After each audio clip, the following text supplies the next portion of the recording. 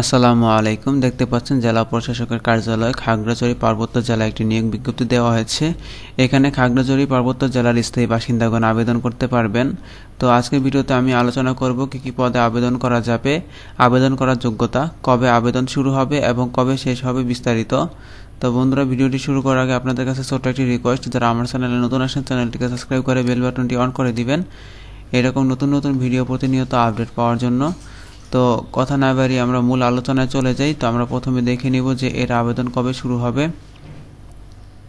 তো দেখতে পাচ্ছেন এর আবেদন শুরুর তারিখ 6/5/2024 সকাল 10টা থেকে এবং আবেদন করা যাবে 25/5/2024 সন্ধ্যা 6টা পর্যন্ত।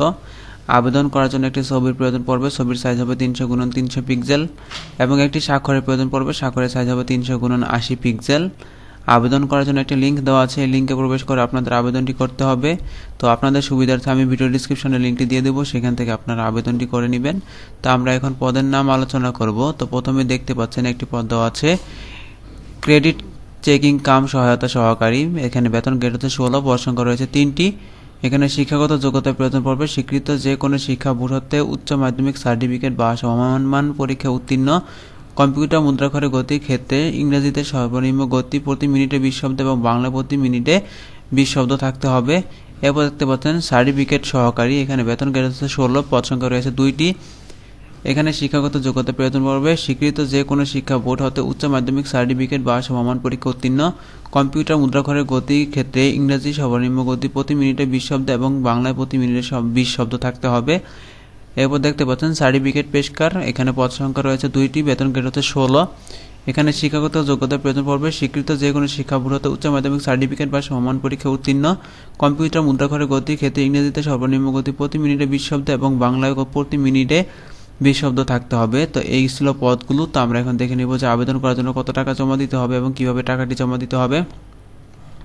তো এখানে দেখতে পাচ্ছেন পরীক্ষার ফি বাবদ 1 থেকে 3 নং পদের জন্য 200 টাকা, টেলিটক সার্ভিস চার্জ বাবদ 23 টাকা সহ সর্বমোট 223 টাকা আবেদন করার 72 ঘন্টার মধ্যে জমা দিতে হবে। টাকাটি কিভাবে জমা দিবেন, আপনাদের মেসেজ অপশনে গিয়ে লিখতে হবে DCKC লিখে স্পেস দিতে হবে, তারপর ইউজার আইডি লিখে সেন্ড করতে হবে 16222 এই নাম্বারে। এরপর আপনাদের একটা মেসেজের রিপ্লাই দেওয়া হবে, সেখানে আপনাদের পিন নাম্বারটি দেওয়া থাকবে।